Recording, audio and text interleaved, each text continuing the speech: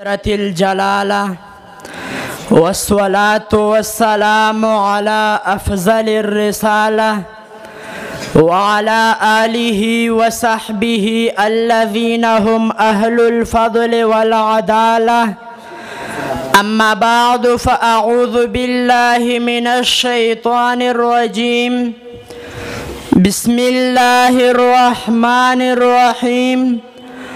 قل إن كنتم تحبون الله فاتبعوني يحببكم الله. وقال رسول الله صلى الله عليه وسلم: لا يؤمن أحدكم حتى أكون أحب إليه من والده وولده والناس أجمعين، أو كما قال عليه الصلاة والسلام.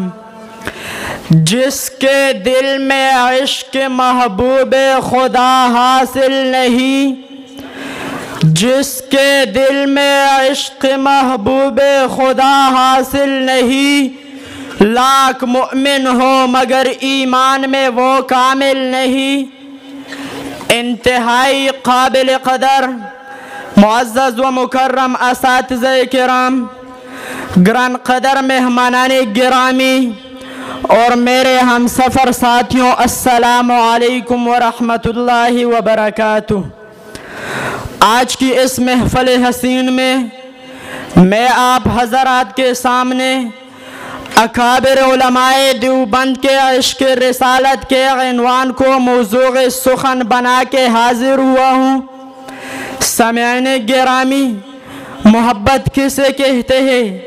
محبت کہتے ہیں کہ محب کا اپنی منچاہی زندگی کو چھوڑ کر محبوب چاہی زندگی کو گزارنے کا نام محبت ہے. حضرت امام غزالی رحمت اللہ علیہ نے لکھا ہے: المحبت اذا تأکدت سمیت عشقا. اگر محبت مضبوط ہو اور راسخ ہو جاتی ہے تو پھر اس کا نام عشق ہے. اکابر علماء دیوبند نے حضور اقدس سے محبت کی ہے، حدود شریعت میں رہ کر افراط و تفریط سے پاک محبت کی ہے. ہمارا عقیدہ حضور اقدس سے محبت رکھنا یہ ہمارا ایمان ہے، بلکہ حضور اقدس سے محبت رکھنا کامل ایمان کی شرط ہے. بخاری شریف کے اندر رسول اللہ کا فرمان موجود ہے. رسول اللہ فرماتے ہیں: تم میں سے کوئی شخص اس وقت تک کامل مؤمن نہیں بن سکتا جب تک مجھ سے پوری کائنات سے بڑھ کر، حتیٰ کہ اپنے والدین سے اور اولاد سے بھی بڑھ کر مجھ سے محبت کرے، تب کوئی شخص کامل مؤمن بن سکتا ہے.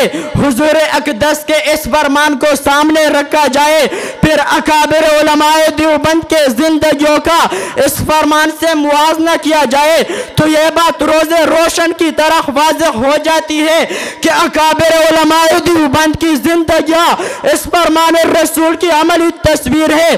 بلکہ اکابر علماء دیوبند کامل ایمان کی مرتبے پر فائز نظر آتے ہیں. اگر میں حضور اقدس سے محبت کے واقعات کو شروع کروں تو ایک لمبی قطار ہے جس کو اس مختصر وقت میں بیان کرنا بہت مشکل ہے. اس لیے میں ایک دو اکابر کے واقعات کو بیان کر کے اپنے اختتام کی طرف بڑھوں گا. چنانچہ قافلہ دیوبند میں سے عشق رسالت میں ایک بڑا نام حضرت مولانا محمود الحسن دیوبندی کا ہے. آپ کے تذکرہ میں لکھا ہے کہ دارالعلوم دیوبند کے استاد حضرت مولانا میاں اصغر حسین بیمار ہو گئے. ان کے عیادت کے لیے تشریف لے گئے. کچھ وقت بیٹھے تھے، پھر اٹھ کے چلنے لگے تو مولانا میاں اصغر حسین نے کہا کہ حضرت آج ہی آپ نے سنت پر عمل کرنا تھا.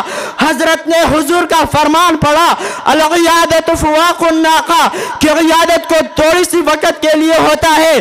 یوں اشارہ دے دیا کہ میاں اصغر حسین، مجھے محبت آپ سے بھی ہے، مجھے محبت رسول اللہ سے بھی ہے، لیکن میری مجبوری یہ ہے کہ مجھ مجھ کو آپ سے بڑھ کر رسول اللہ سے محبت ہے، میں آپ کے ساتھ مزید نہیں بیٹھ سکتا، کیونکہ رسول اللہ کا فرمان ہے کہ جب کوئی شخص مریض کی عیادت کے لیے جائے تو کچھ وقت بیٹھ کر پھر چلا آئے۔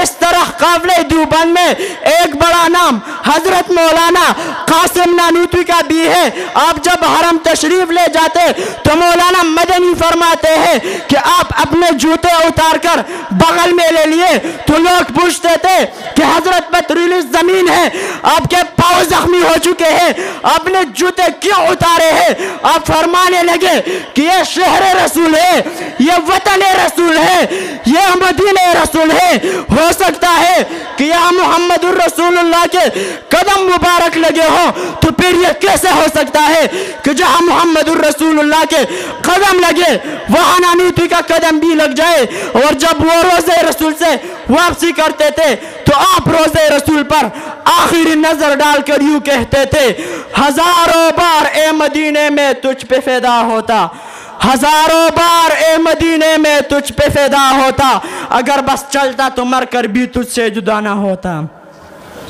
سامعین گرامی، میں آخر میں ان لوگوں کو دعوت فکر دینا چاہتا ہوں جن کے دلوں میں یہ بات ڈال دی گئی ہے کہ اکابر علماء دیوبند وہ شاکر رسول نہیں بلکہ گستاخ رسول ہے، تو ان کے عبارات کا غلط مطلب نکال کر ان کے ذہنوں کو خراب کر دیا گیا ہے۔